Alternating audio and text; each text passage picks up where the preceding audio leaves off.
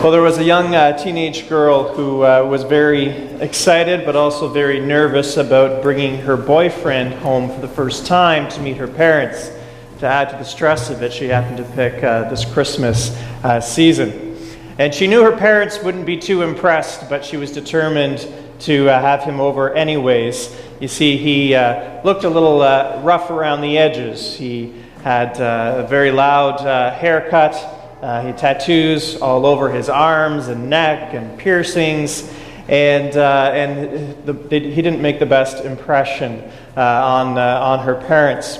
And so later, the girl's mom came up to her and said, "Dear, you know we love you, but you know this boy, he just doesn't seem like a very nice boy." "Oh, please, Mom," says the daughter, in typical teenage angst in her voice. "If he wasn't nice, would he be doing 500 hours of community service?"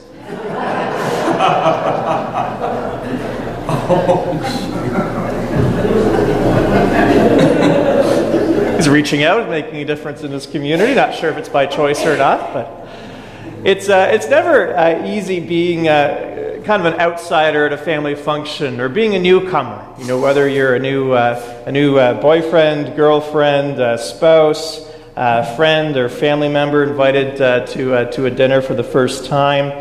If it's your significant other, meeting the in-laws for the first time you can be filled with anxiety because you'd like to impress this new family, but you have to be careful not to try too hard to impress because they'll pick up on that and won't like that either.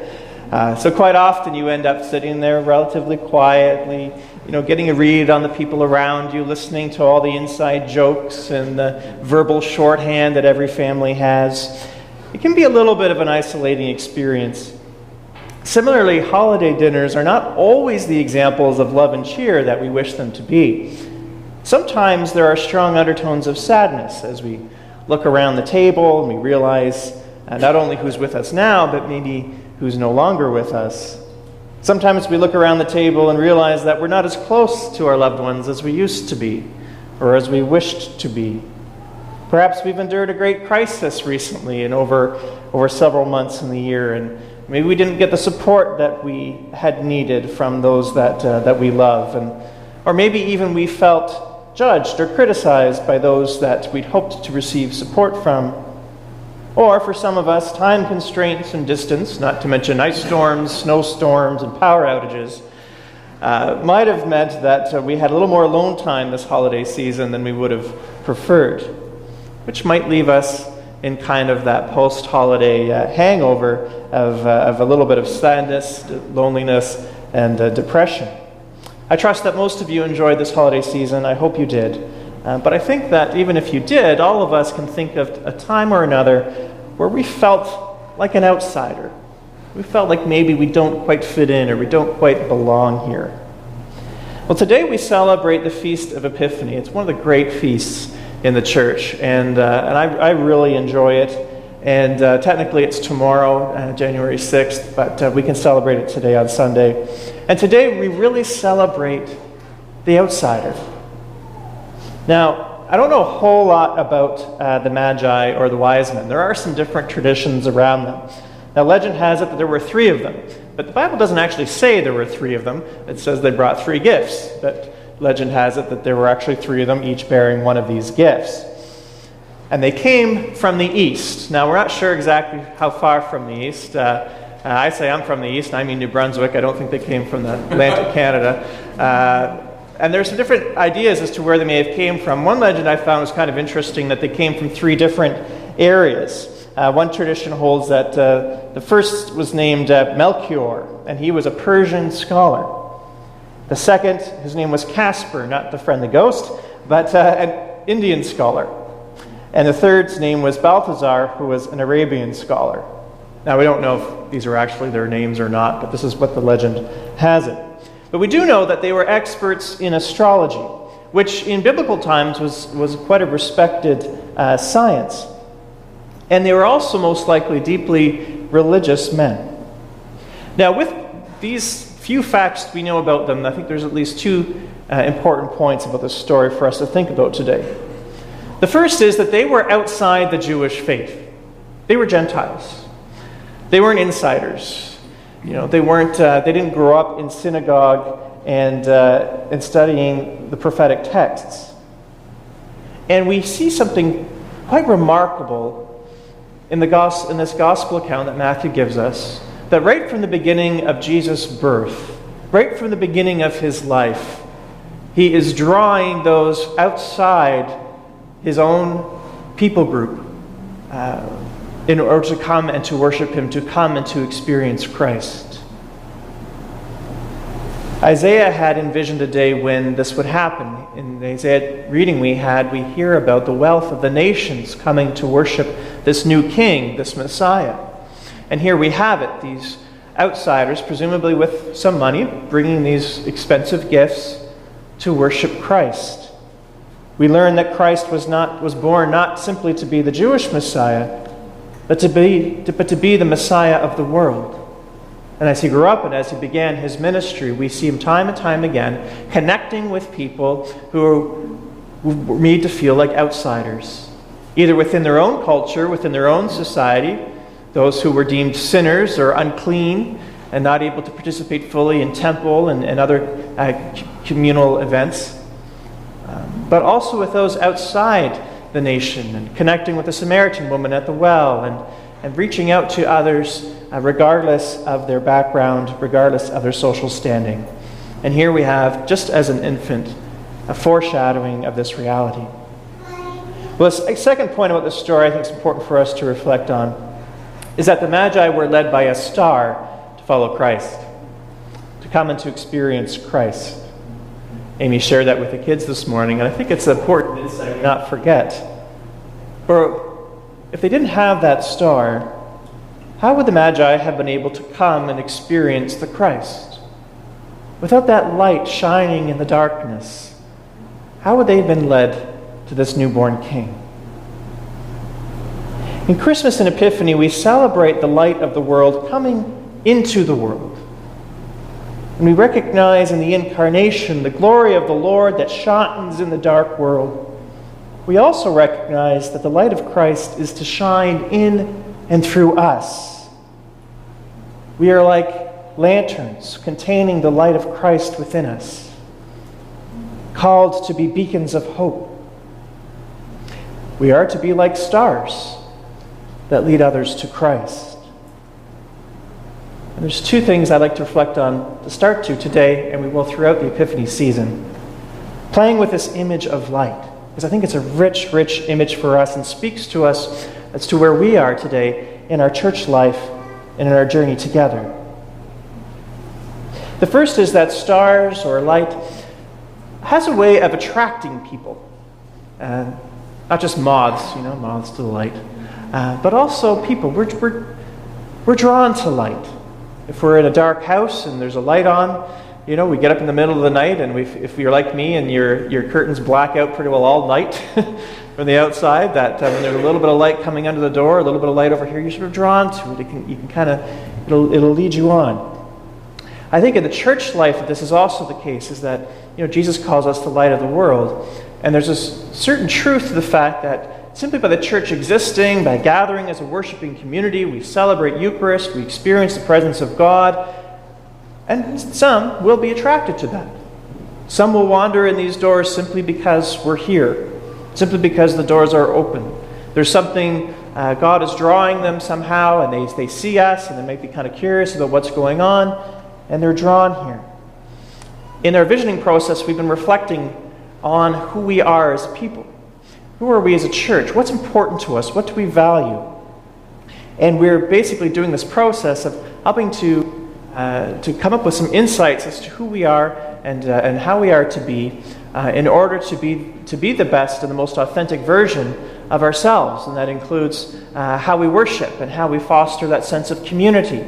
Amy mentioned at the outset of the service and announcements, we have a very, very important parish retreat day coming up Saturday, February 1st. We bumped it back a couple weeks to give people more chance to get prepared for that. So it's going to be a very important day in the life of this church, because we're going to be exploring how does our worship space reflect who we are, what we value. Are there other ways or creative ways we might want to think about what we're currently doing in order to be in order to support the ministry of this church, or in order to connect with other people more easily, in order to foster that sense of community more fully. So on this retreat day, we're going to explore that, and we're going to explore how to be really the best version of ourselves, and part of that idea being that when people come in, they feel welcome, they feel a part of the community, and how can we help them do that? But the second aspect of light that I think is really is so crucial as well is that light doesn't remain within itself, it goes out. It launches out, it extends outward. Epiphany is about the barriers breaking down between insider and outsider. This season of Epiphany, we hear of people, or that speaks to us of the need to be people who go outside our walls. We hear about the Gentiles, the Magi, who are in need of worshiping the King. And we recognize that there are others outside these walls, outside our immediate community, that need Christ. But they need a star to lead them. They need a church that goes beyond itself, that extends out beyond its walls, to speak to people where they are. At the back of the church, you'll find a report on our recent diocesan synod. Please take one home with you. It's a short read. It gives you a good update on synod and what's happening in our diocese. But specifically, this past synod basically happened at the beginning of Advent. The theme was around mission. The theme was about reaching out. It was about extending beyond the church walls into the community and trying to make a practical difference in our world. Looking at some questions about who is God calling us to serve? What are the needs of our community? Where must we go? And these will be questions that the next phase of our visioning process is going to engage in, and we're going to look for feedback from you folks, and many of you are very plugged into our community, what a lot of the needs might be, and we're interested to hear. We already are doing some wonderful work with Out of the Cold. Parish Pantry meets a practical need for a few folks. We really want to go further beyond that. How can we connect with people where they are? And the story was told at Synod. It was a beautiful story of a church that found itself in the midst of doing that kind of work. And I'd like to share that story with you in conclusion today. This church is called St. Paul's in Beaverton. Some of you know where Beaverton is, little town, little farming community. Yes, I see that here. Just at the south end of Lake Simcoe, I believe. My geography's right. And the priest there was sharing the story of what had happened. It started with them having an anniversary year, and they had an open house at the church. It was a historic building, so the community could come in and see their space, and hopefully maybe make a few connections with the community that way. Well, there were two men that remained sort of at the end of this day, and were praying at the altar, and the priest went up to them just to introduce himself afterwards, and he quickly realized that they didn't speak a word of English. And as he got a chance to chat a little bit with them and with others, he was able to deduce that they were from Mexico, and that they were Mexican field workers, that every year for about 4 to 5 months of the year, they leave their little farming villages in Mexico, and they travel up here to Ontario, and they work on these fields to be able to support their children to go to school and university. And so for almost half the year, these fellows are strangers living in a strange land. And so this priest was sort of moved by this and thought, and he also discovered that there were some 200 of these fellows in the Beaverton community. So a pretty good size of people for this small town. And so I began to wonder, well, we should maybe do something for these fellows, he thought, and talk with some people at the church. And so they tried putting on a dinner. Didn't have a whole lot of success. They tried doing a Spanish movie night. Not a whole lot of success. And then they finally had the insight, let's ask them what they want. Wonderfully profound question. What do you want? And so when speaking with them, and they said, well, we'd love to be able to worship in Spanish. And they thought, oh, okay, let's look at that. So they called up Father, who is a priest here, Anglican priest here in Toronto at a Spanish-speaking congregation called San Lorenzo. And when they asked him if he would come, he was delighted to go. And so they arranged a transport for him. He came up and he led a Wednesday Eucharist. And I think they said it was about 100 of these men came to the service, packed the church. And so Father Hernan was talking with some of these gentlemen, and the local priest kind of comes up to them and says, "Oh, this was great. What a great success. And maybe we'll do this again next year." And Hernan turns to him and says, "We must do this service every week for the rest of the summer."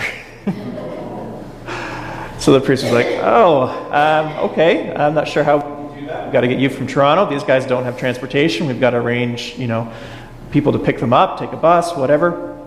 Anyways, but they pushed through. And so they started having the service, and they had the service every Wednesday through to the end of the summer. Well, things were going quite swimmingly, and then the coming next year, they began asking questions of, well, okay, we're offering this worship service for them. That's great, but are they integrating in the community? How are they getting along in town? Well, most of them don't speak English. Okay, so let's offer ESL courses. So some of these men started learning some English. Then they decided, well, people in the community need to be able to speak with them too, so let's start teaching Spanish. Offer Spanish classes for the community, for people to come in. And so people in the service industry, waitresses, whatnot, people in the stores, began learning just a little bit of Spanish so that when these gentlemen would come into their establishments, they'd be able to speak with them a little bit. And they lobbied the businesses to begin advertising in Spanish. And they also got appealed to the grocery store to start carrying authentic Mexican food beyond the El Paso section to some real Mexican food so that they could cook in ways that they could at home. And it was just this wonderful story as it was unfolding, as he was sharing, and everyone at Synod was very moved by this, hearing these men who are far from their family, who are far from their support, their language, their culture, and where the efforts are being made through the church and then through the community to make them feel a part of things, to make them feel like this was their home too.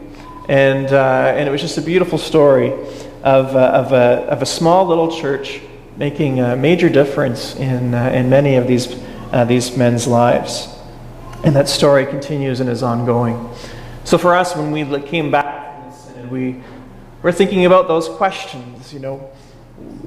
Where are the needs around us? It's going to be different. Every church is going to be different, but each of us need to find a way. How can we impact the lives of those in our community? Can we ask those questions to people? What do you need? How can we help? How can we be of service to you? How can we bless you today? And I think these are questions that we should all be resolved in this new year to be asking, to be attentive to, that we may be those lanterns for Christ and stars that would shine in the night and that would lead others to come and to worship the newborn King. Arise and shine, for your light has come, and the glory of the Lord has risen upon you. Amen.